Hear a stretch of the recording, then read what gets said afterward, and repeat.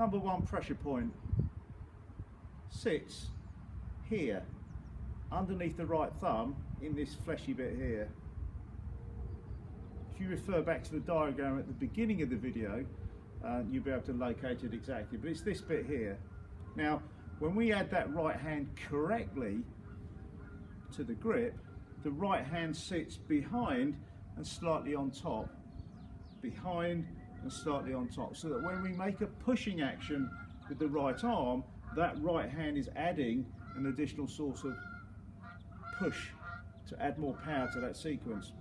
Now, quite often when I teach, I see people who have their hands that have been moved round this way in the mistaken belief that that's going to give them more power, or that's the correct way. Now, when you come to push with that right arm, the only thing that's going to happen for certain is that right hand is going to push the club that way, and the hands are going to roll over too soon, losing that important line of compression. So if you watch this for a second, I'm going to put my right hand in the incorrect place where it sits over there. Just going to hit a little shot.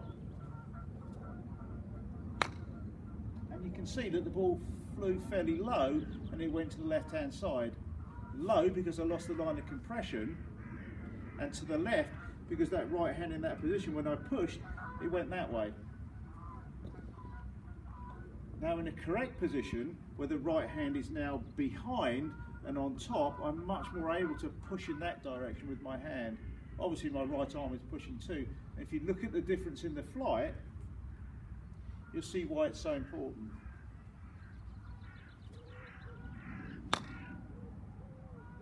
I used the same amount of energy for both those shots. One went fairly straight with a bit of flight, the other one went fairly low with not very much flight, and that's the number one pressure point. It helps align the club face in the right place so it continues to push through at impact instead of it all being lost that way. So try it, just bring your right hand back a bit so it sits a little bit more behind. Then when the right arm pushes, this heel or this part of the hand, the number one pressure point, will be pushing in the right direction.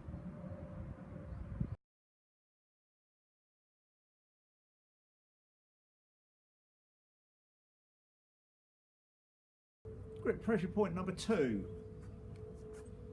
Last 3 fingers of the left hand, yeah? Last 2 fingers of the left hand.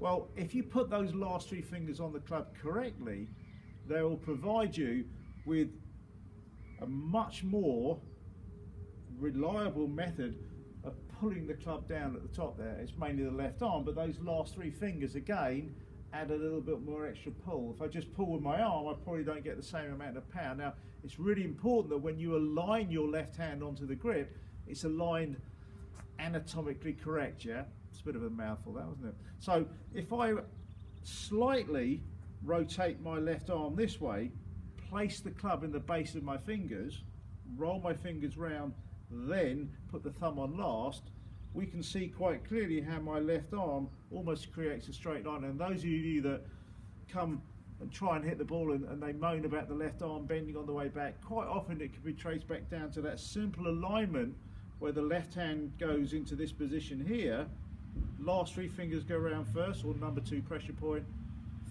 index finger, and then the thumb sits on there last. That's now correctly lined and makes room for the right hand to sit slightly back and behind, ready to do its bit, which is the pushing motion on the way through.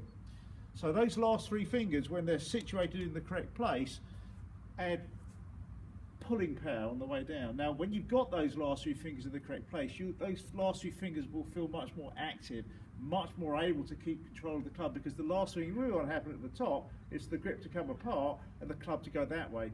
Then we've lost all the power impact and the ball goes nowhere. So last 3 fingers of the left hand. To test it out, you can try hitting a couple of shots with your left hand only. So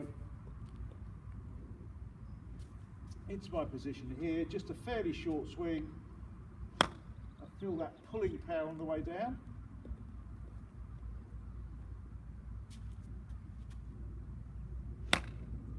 You can see how relatively easy that is to hit a ball with your left arm, because those last 3 fingers are staying hold of that club nice and securely.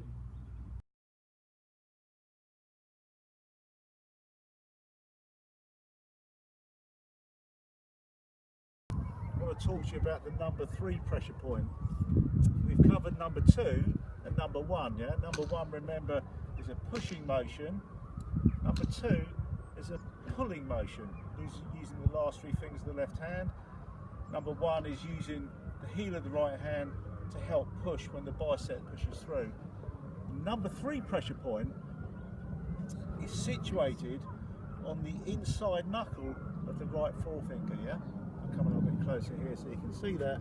This part here, and if you look at the diagram at the beginning of the video sequence, you'll see how that's highlighted. Now, we call that also the lag pressure point, because when the club is lagged or trailed or left behind, it's the part of the swing, or it's the part of the hand that loads all that potential energy. The club sits on that number 3 pressure point at the top, yeah?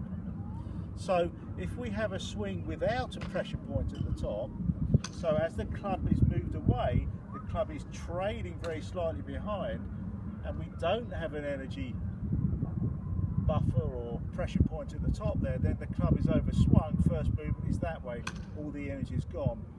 But if we can swing onto that knuckle at the top there, that potential energy is loaded or stored. It's actually loaded in the club shaft, and you can see when the shaft bows, that's when that energy is loaded. And if I swing to the top here now and I load that right finger up, it's a fairly easy process to hit a golf shot. Once again, if I swing to the top here and I load that finger up, there's all that potential power being released. On the other hand, if I don't have that lag pressure point or number 3 pressure point, when I get to the top here and it goes to here, everything goes that way, and it's almost impossible to hit the ball. So one more. Best way to get the feeling of it is to swing with your eyes closed, yeah, and feel that club loading up at the top there on that finger. Let's just do that once more. So pulling back, loading up, letting the whole lot go.